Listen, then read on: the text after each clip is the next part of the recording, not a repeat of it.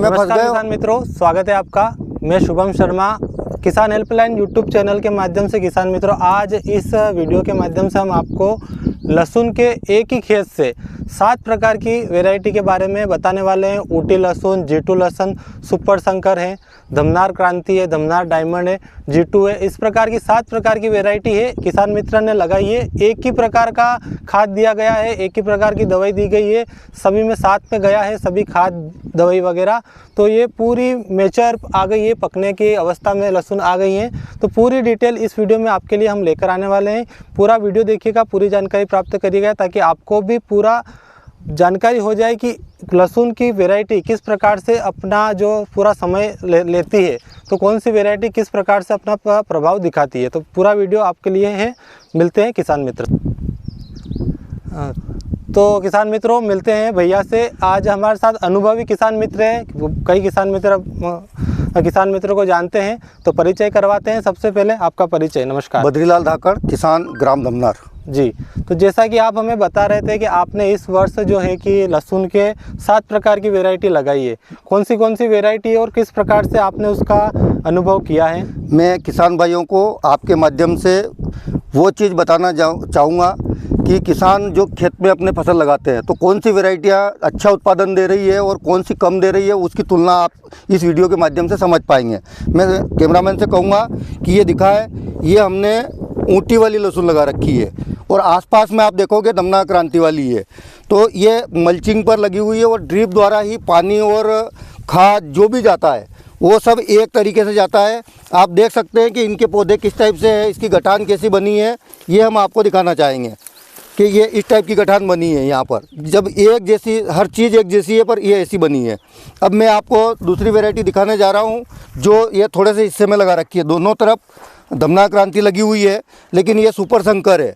आप देख सकते हैं कि ये सुपर शंकर भी सेम एक जैसा पानी, एक जैसा खाद, दवाई सब एक जैसा जा रहा है, लेकिन ये भी इस टाइप की स्थिति है। आप देख सकते हो इसकी गठान कैसी बनी है, क्योंकि किसान भाइयों को आगे यदि कोई बीज लगावे तो उनको तुलना करने का मौका मिल पाए। तो ये चीज़ भी आप देख सकते हैं। इसके अलावा मैं एक और वैरायटी दिखाने जा रहा हूँ आपको। ये वैरायटी है अमलेटा, जो हमारे इस क्षेत्र की मतलब देसी किस्म मानी जाती है। ये भी उसी तरीके से लगी हुई है जो दूसरी वैरायटियाँ दिखाई है, और आप इसकी भी गठान देख सकते हैं कि ये अभी किस स्थिति में है। अभी इसकी गठान ऐसी बनी है। अभी ये पूरी तरह मैच्योर नहीं हुई है, पर ये थोड़ी हो रही है। ये कितने दिन का हो गया है सभी लहसुन? ये सभी 120 दिन की अवधि हो चुकी है इनकी। अच्छा। क्योंकि आपने अभी 2 वैरायटियाँ देखी, ये करीब करीब मैच्योर हो गई और उखाड़ने की स्थिति में है। ये अभी थोड़ा समय और लेगी। अब मैं आपको दिखाने जा रहा हूँ 2 किस्में और। ये आपके सामने है तुलसी, जो ये भी हमारी जैसे देसी किस्म बोली जाती है। ये जो आप देख रहे होंगे मिट्टी पड़ी हुई है, इस मिट्टी के बीच वाला हिस्सा जो है ये तुलसी किस्म का है। आप इसके भी मैं पौधे उखाड़ के दिखाऊंगा, और ये भी मैच्योर होने की स्थिति में है, लेकिन इसकी गठान भी इस टाइप की बनी है।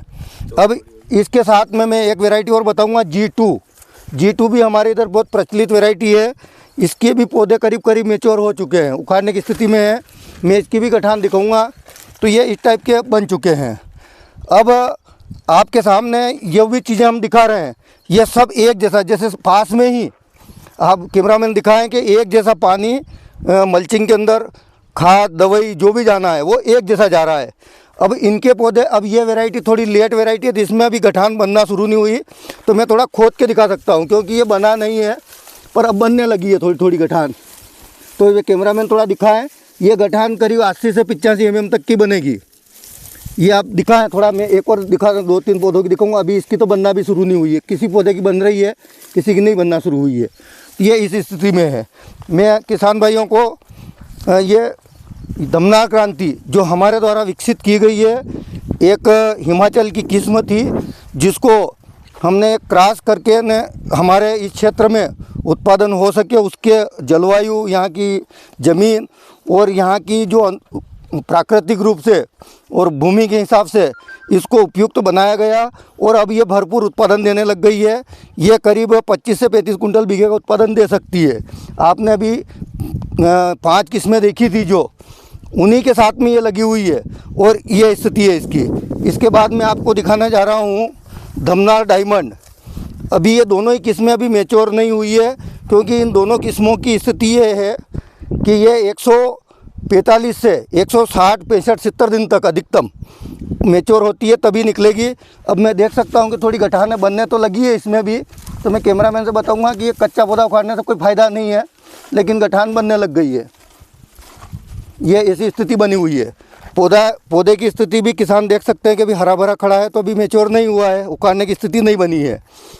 तो किसान भाइयों, मैं आपके इस वीडियो के माध्यम से यही कहना चाहूँगा कि जो 2 किस्में हमने जो विकसित करी है, और हमारी सरकार भी चाहती है कि हमारे देश के किसान अच्छी लहसुन का उत्पादन करें, एक्सपोर्ट होने जैसी किस्मों को विकसित करें, जिससे कि देश के किसानों की आय बढ़े। और हमारे मध्य प्रदेश में मंदसौर जिला एकमात्र ऐसा जिला है जिसको गार्लिक डिस्ट्रिक्ट के नाम से घोषित किया गया है, जो कृषि के क्षेत्र में सबसे ज़्यादा लहसुन का उत्पादन करता है। यहाँ के किसान भी बहुत जागरूक हैं, नई नई किस्में लगाते हैं, लेकिन ये जब 2 किस्में जब विकसित होकर के हर किसान तक इसका बीज पहुँचेगा, तो इसका उत्पादन जब उन्हें मालूम पड़ेगा कि अभी तक की जितनी भी प्रचलित किस्में थी उनमें सबसे ज़्यादा उत्पादन ये किस्म दे रही है।